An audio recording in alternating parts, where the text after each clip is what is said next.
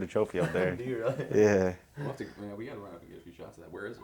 Yeah, it's like right by the Hey, P. Carl, we're here. I'm just making I'm sure you here. found your way in here. I did. I found my way. It's actually in our office up there. It's like up main top. lobby? Yeah, Okay. yeah. It's actually our GA, our manager's office. Okay. Graduate assistant office is up there. Is that just to the right? Yeah, it's right next to where. Film and copy and all that. Yep. It's right there. Yep. Rolling. Yep, we are good. So I said no hard questions. Maybe this one. Do you remember like when these manager games started? Like how far back does this go? I'm pretty sure it starts back probably about 5 years ago, maybe even longer. I think some of the Michigan State managers and their director of operations started this whole managers thing where they would play in the Big Ten the night before their actual teams would play. And it basically kind of took off from there where their managers would have other managers send their scores into them and, how big the point differential was and where the game was played at. And they kind of kept tally of it all. And then it kind of just kept taking off from there where normally it started off with just the managers playing against other managers. And then, based on how big your travel team is, some schools don't get to travel 5 managers. Like we don't travel 5 managers. Most schools don't travel 5 managers. So it became more of a staff game, a support staff game where you might have assistant coaches or director of ops, video coordinators, GAs, with managers all playing against each other. So it became more of anyone that we can, have, on the road or at our home games. Whoever we can find, we let them play against each other. So this does not at all lend itself to ringers being brought in, right? Well, some have a little bit more of a basketball background than others, so that would be kind of considered a ringer. But I think each team kind of has their own ringers, as you would say. I'm gonna fix this too. Oh, a little crooked. I bumped into it whenever I moved my chair. When did like the whole playoff structure get in place? Because you guys have an actual tournament at the end of the season, right? Yeah, there's I think the last 3 years I think they've had a actual tournament where basically it starts off with by a ranking system where they rank you. So every time you play a game, you're trying to win by as much as possible to keep it, to keep your higher ranking. And I don't know the scientific background behind all the rankings and things like that, but I know the more you win and by the bigger margin of victory, the higher you get seeded. And I think the playoffs is the top 64 teams that have played at least 5 games get ranked and they get a chance to be in the playoffs. And basically they try to keep it in, basically how they do the NCAA tournament where they have a South, Midwest, West, and, they have East and everything like that where they kind of put you in location where hopefully you can play the game, but more than likely you can't. So it would be a Twitter vote. So they're open up a Twitter poll, and after 48 hours, I think it is, they keep tracking. Whoever has the highest amount gets to go to the next round. So that's kind of how we made it that far last year. We had Patrick Crawford, our SID. He actually helped us out a little bit by retweeting some of the polls so that we could get higher votes and things like that. And we kind of kept inching along, and then we got to play. It was actually supposed to be Final Four, but they actually invited 8 teams down there to Texas, so we played, which was actually Houston. That was fun, getting to play actually on a stage in front of a bunch of other people. It kind of made it into a real big thing down there, so it was pretty fun. That was at the actual Final Four, right? Yeah, it was actually at the Final Four where it wasn't an exact gym that they play in, but it was in their convention center, and so where they have all the Final Four events, and then like right in the middle was a basketball court which they made, and they brought in referees, and it was on TV there and all that stuff. So we were like, wow, this is kind of a big thing. So once we got down there, we were like, well, let's just try to win it. So what was your path? I think first game we played was Missouri State down there, and we beat them. Then we played Texas, which was a really tough opponent. I think we beat them in double overtime.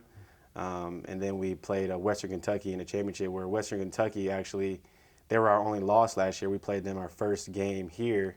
When we played them in the regular season, we lost to them in double overtime at our place.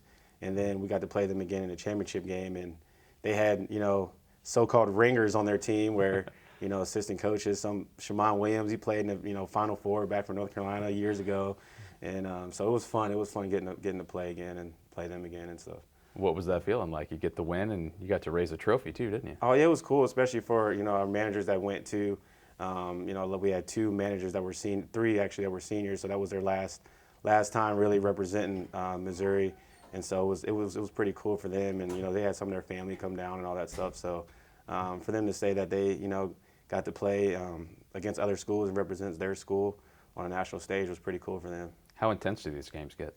It actually gets pretty intense, especially when you have guys that have played before and they still have their adrenaline rushing and things like that. It starts off as kind of a fun friendly thing, and then all of a sudden you realize that we want to win, so we're out here sweating and running up and down the court. We want to win, so it can get pretty intense, and there's no refs. You call your own fouls, so honesty plays a big part in it too as well.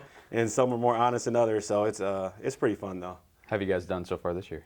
We're doing okay. We're I think when I last looked at it, I think we're ranked 32nd or something like that, and we 7-2. We lost to Florida and LSU, and hopefully we get to play some more games before the regular season ends, and we might play SEC tournament in St. Louis this year. I think they might try to put something together, so that might give us some more games to be able to play, and after that we just kind of see how it goes. What do the players think about all this? Oh, the players love it, especially when sometimes we're periscope our games on Twitter, so they have comments and we're read it after we play.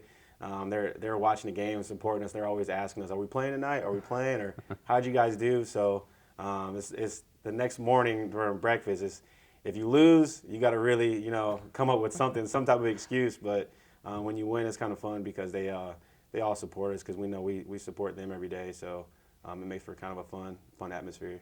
You guys get to play these games, and it's awesome, but you're still doing a job. And what are the most important jobs that you have in the role that you have? Yeah, so first and foremost is making sure our players and coaches and everything are taken care of. So normally when we play these games, it's after dinner. You got to make sure that the plane and everything is on time and on schedule. And then we might have film usually after dinner, and we might have a walkthrough. So we got to make sure that we have everything set up for that as well. And then we're in constant communication with the other team. If it's too late, sometimes they say, we don't really want to play, or maybe they might have something that's really late. We had a few games this year where we couldn't play because travel messes it up and things like that. But we always make sure that our players and coaches, everything like that comes first. And our coaches, Coach Martin and everything, they love when we play, so they're always trying to make it so that we can have enough time to play because they love to talk about it afterwards. So that makes it fun too. Finally, you get a chance to represent the University of Missouri, and you get a chance to represent your program when you play in these games. What does that feel like for you guys? Oh, it's cool. I mean, we every day we go out there and we help the guys get better on and off the court, and for them to allow us to play against each other and against other teams, it's always fun, and especially we try to stay positive with it. We all enjoy Missouri. We love Missouri. We all have a special bond here, and especially with Coach Martin and new staff and everything. So we try to represent it the best way we can, and then just these games also just bring some more fun, more cardio, more chance to get to play against other teams and things like that. So it makes for a fun time, fun year for sure. One more thing, give me just kind of a basic idea of, in general, how these games come together. Like, I don't know if you're involved in the planning of them at all, but yeah, how does a game come together from kind of beginning to end? Well, Twitter's huge. Like, I don't know how they would get it done without Twitter. And normally we all have like a manager's page on Twitter. So we basically message the other team that we're going to play their account. And we kind of just go from there. We swap phone numbers, and we try to figure out what time works for everyone. And then we figure out, a lot of times we were lucky enough that our bus drivers normally take us, to the game. So we'll use our team bus that we have, and we're all, get together and travel over there. And usually it's two 20-minute halves. So we'll play two 20-minute halves. And and then we call our own fouls at the last 2 minutes of the game, and that's when it really gets intense if it's close or not. Your free throw shooting. A lot of people haven't shot free throws in a long time when they're playing in a open gym type setting. So we kind of just used communication that way just to make sure that we get to play the game, and then once we do, it makes for a fun time. Cody, you got anything? Good. All good? Good. We'll let you get to work. All right, thanks a lot. Good talking to you, man.